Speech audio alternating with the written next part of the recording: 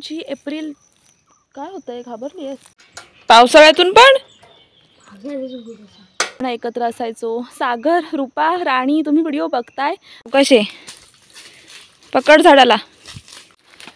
कोकणात जर तुम्ही जंगलातून चालत असाल, ही काजू आहे जी पडली आहे खाली. आज राही मला वाट दाखवणार आहे आणि राहीच्या पाठून मी जाणार आहे. आपल्या निळ्या शार निरभ्र आकाशात सोनेरी किरणांचा रथ घेऊन आलेले सूर्यदेव किती सुंदर दिसतायत ना.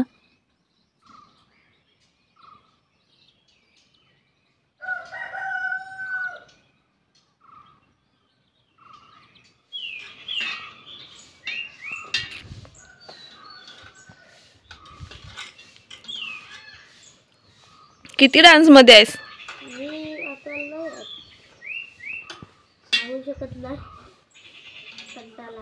पावसाळ्यातून पण पहिले विज्ञाकाने पण तसेच जायचे सायकलनी.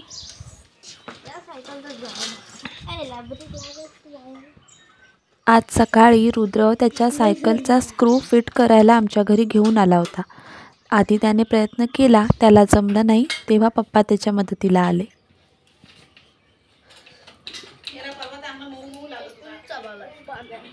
तुला कळतं?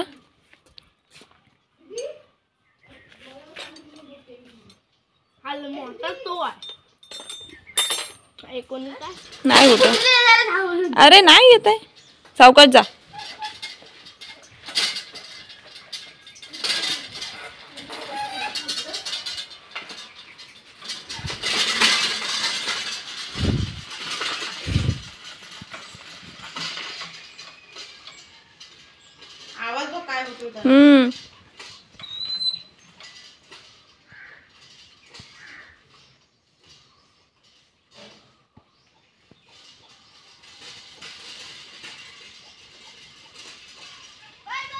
नमस्कार मंडळी, कसे आहात सगळे?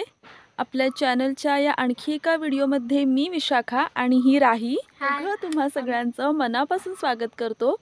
आता संध्याकाळ झाली आणि आम्ही आलो आहे आमच्या तटामध्ये. आमच्या घराच्या वरच्या बाजूला जी जमीन आहे आमची, तर तिथे काही काजूची आणि आंब्याची झाडं लावली आहेत. तर त्या झाडांवर किती काजू लागलेत, किती आंबे लागण्याची शक्यता आहे ते पडताळून पाहण्यासाठी आम्ही दोघी आज या दौऱ्यावर आलो आहे. जायचं राही? इकडे आधी खाली सगळी आंब्याची कलमं आहेत ह्या बाजूला आणि वरती काजू आहेत. आता संध्याकाळ झाली आहे त्यामुळे व्हिडिओची क्लॅरिटी थोडीशी बदलली आहे, समजून घ्या. आणि आवाज येतोय, माझ्या हातात ही काठी आहे. रानात आल्यावर आम्ही काठी घेऊनच येतो. पायाखाली कोण जीव जवडा म्हणतात, जीवाणू आलं तर निदान त्या काठीच्या आवाजाने तरी बाजूला होईल. ही एक काजू आहे इथे, पण तुरा पण नाही आलाय. दिसतोय का तुरा? तुराच नाही. ह्या काजूच्या झाडावर एकच काजू लागली दिसती व्हिडिओत. इथे जरा ती हां, हीच काजू, एकच काजू लागली एवढ्या झाडावर. आता वरती जाऊन काजू आहे जी पडली आहे खाली, तिला पण काही काजू बिजू लागल्या नाहीत. सगळ्या काजूच आहेत, फक्त खालच्या बाजूला तिकडे कलमाची झाडं आहेत, कलमाचे आंबे, आणि वरती इकडे सगळ्या काजू आहेत. पण यंदा काहीच नाही. हे मस्त दिसतंय ना जे येतंय. आणि ह्या दोन दिसत आहेत, ह्या लाकडाच्या भाऱ्या आहेत ज्या मम्मी पप्पांनी, काका काकींनी, बाबांनी सगळ्यांनी अशा भाऱ्या गोळा करून ठेवल्या आहेत.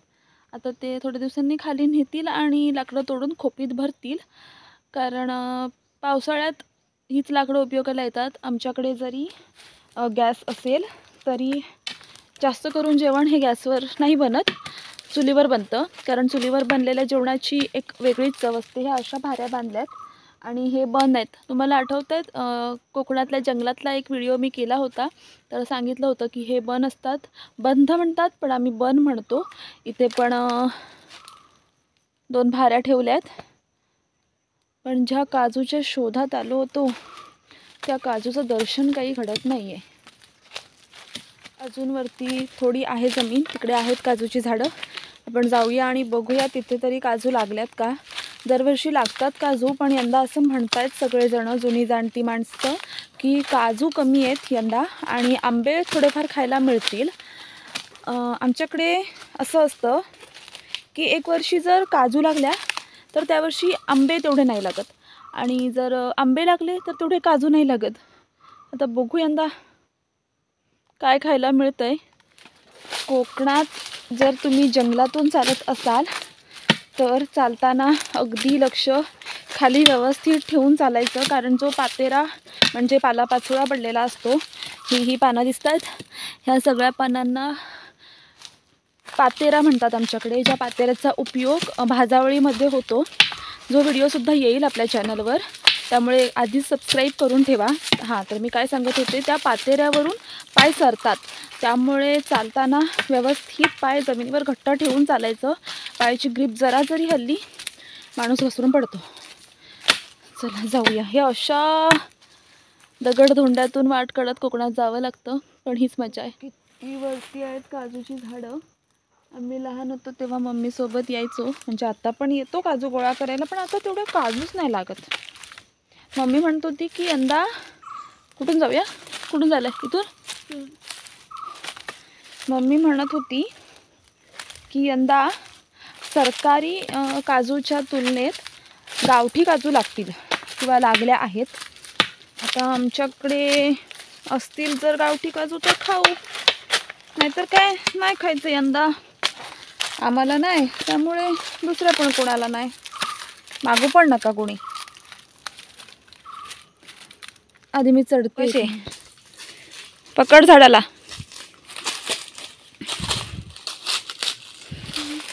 आज राही मला वाट दाखवणार आहे आणि राहीच्या पाठून मी जाणार आहे.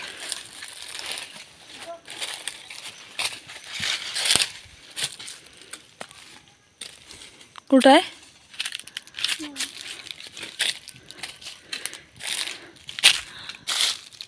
तेव्हा तिकडे गडच लागले. इथे लागले आहेत पण दिसत नाही, कारण ऊन येतंय.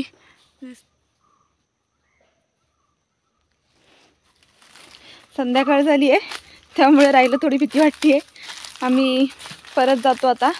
पुढच्या वेळेला बघू, जर आलो आणि व्हिडिओ केला तर मग सकाळचं येऊ, म्हणजे तुम्हाला पण व्यवस्थित दिसेल. हे असं वारूळ आहे नागाचं, सापाचं, ज्याला आमच्याकडे भोंबाड असं म्हणतात, आणि याच वारुळाची, याच भोंबाडाची पूजा करतात नागपंचमीला.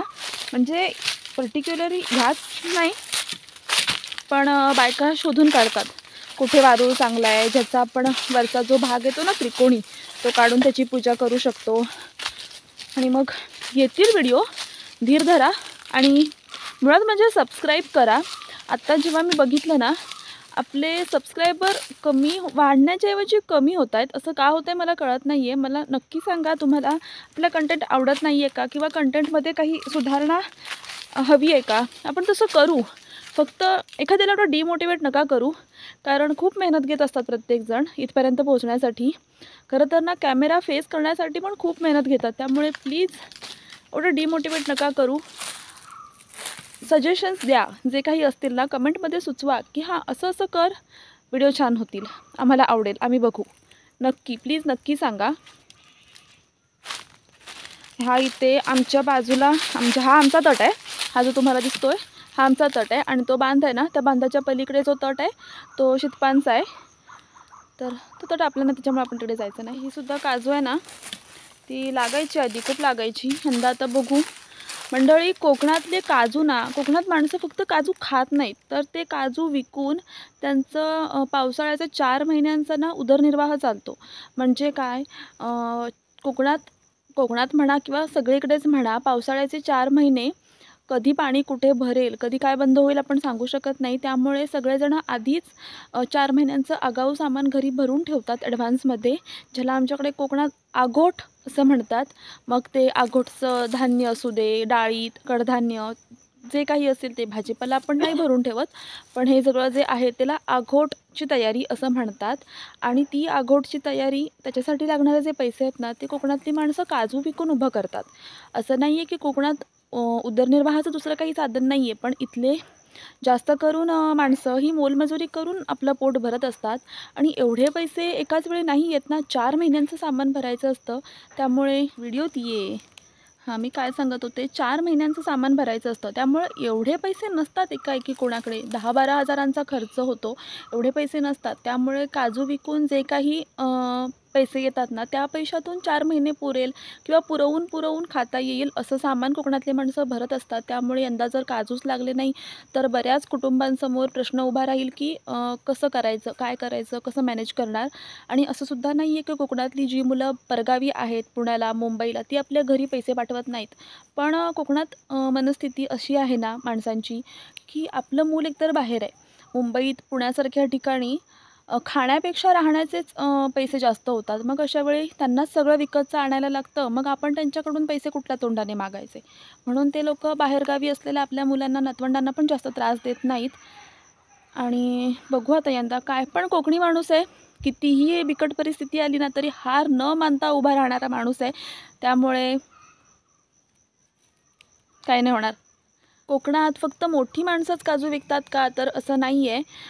लहान मुलं, म्हणजे जेव्हा आम्ही लहान होतो ना, अगदी 7वी 8वी 9वी 10वीपर्यंत का होईना म्हणा, शाळेची परीक्षा आमची एप्रिल, काय होतं आहे, घाबरली आहेस? नाही. मग का बघतीयेस इकडे तिकडे? हां, काय नाही होत. मी काय सांगत होते, शाळेची परीक्षा आमची एप्रिल महिन्यामध्येच संपायची. मग त्यानंतर शाळेची साफसफाई म्हणा किंवा असंच काहीतरी शाळेची कामं म्हणा, 1 मेपर्यंत, म्हणजे ज्या रिझल्टच्या दिवसापर्यंत आम्ही शाळेत जायचो. पण शाळा 11 वाजेपर्यंत असायची. मग घरी यायचो. घरी आल्यानंतर आईबाबांसोबत तटात जायचो. मग तिथे काजू जमवायचे आणि तुम्हाला गंमत सांगू, आपण जमवलेल्या काजूंची ना एक वेगळी पिशवी केलेली असायची. माझं तर असं असायचं की सुरुवातीला जेव्हा थोड्याशा अगदी त्या पिशवीचा तळ झाकेल, 1-2 थर तयार होतील असे काजू, एवढे काजू जमा व्हायचे ना, तेव्हा मी रोज त्या पिशवीतला काजू काढून ते मोजायचे. माझ्या पिशवीतले काजू कोणी घेतलेत काय? माझ्या पिशवीत काजू वाढलेत काय? म्हणजे एवढी ती उत्सुकता असायची. आणि मग नंतर जेवढे काही जमतील, एक 10, 12, 20 किलो म्हणा, तर आमच्या घरच्यांसोबत आम्ही जायचो. कधी-कधी मम्मी, पप्पा, जग्याबाबा, शिल्पा काकी, आम्ही सगळेजण एकत्र असायचो. सागर, रुपा, राणी, तुम्ही व्हिडिओ बघताय, तुम्हाला आठवत असेल आपण किती काजू जमवायचो. आणि मग हे काजू विकून जे पैसे यायचे ना, त्या पैशातून आम्ही पुढच्या वर्षीचं शाळेचं सामान विकत घ्यायचो.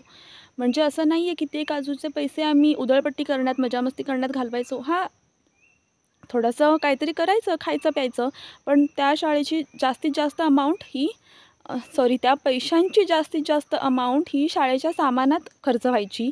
आणि ही अशी स्टोरी असणार कोकणातल्या प्रत्येक लहान मुलाची, प्रत्येक मोठ्या माणसाची, प्रत्येक कोकणी माणसाची. मला माहिती आहे तुम्हाला व्हिडिओमधून एवढं काही बघायला नसेल मिळालं, कारण यंदा काजूच नाही आहेत कोकणात. पण हीच रिॲलिटी आहे. निदान कोकणातल्या आमच्या भागात तरी अजूनपर्यंत तरी काजू कमी आहेत. जर त्यातून आलं काजूचं बी तर बघू, दाखवेन तुम्हाला, अपडेटेड नक्कीच ठेवेन. तोपर्यंत काळजी घ्या. भेटू लवकरच एका नवीन व्हिडिओमध्ये. व्हिडिओ सकाळी सुरू झाला होता, आत्ता संपतोय. पण बघू, जसं जमला आहे तसा व्हिडिओ करण्याचा मी प्रयत्न केला आहे. सकाळी रुद्र आला होता, बघितला, तो त्याची सायकल रिपेअर करायला स्वतःहून आला होता आणि स्वतःच काहीतरी तोडमोड करून काहीतरी करण्याचा प्रयत्न करत होता. ते बघूनसुद्धा खूप भारी वाटलं. तो पार्ट बघितला नसाल तर बघून घ्या. भेटू लवकरच एका नवीन व्हिडिओमध्ये. तोपर्यंत काळजी घ्या स्वतःची. Tata, bye bye, see you. Shri Swami Samarth. Avadhoot Chintan. Shri Gurudev Datta. राई, 1 मिनिटं थांबा, कुठेच जाऊ नका. राहीला काहीतरी तुमच्याशी बोलायचं आहे आणि तिचं बोलणं प्लीज व्यवस्थित ऐकून घ्या. व्हिडिओ आवडला असेल तर लाईक करा, सबस्क्राईब करा, शेअर करा. कोकणातले असे छान छान व्हिडिओ पाहण्यासाठी आपल्या मी विशाखा या यूट्यूब चॅनलला सबस्क्राईब करायला अजिबात विसरू नका. आणि हो, हा व्हिडिओ जोपर्यंत येईल त्याच्या आधी आईची गोधडी असा एक व्हिडिओ मी आपल्या चॅनलवर अपलोड केला आहे. त्याची लिंकवर आय बटनमध्ये आणि खाली डिस्क्रिप्शन बॉक्समध्ये मी मेन्शन केली आहे. जर पाहिला नसाल तर तो व्हिडिओ नक्की पाहून घ्या आणि मनापासून तिथेसुद्धा खूप खूप प्रेम द्या. बाय.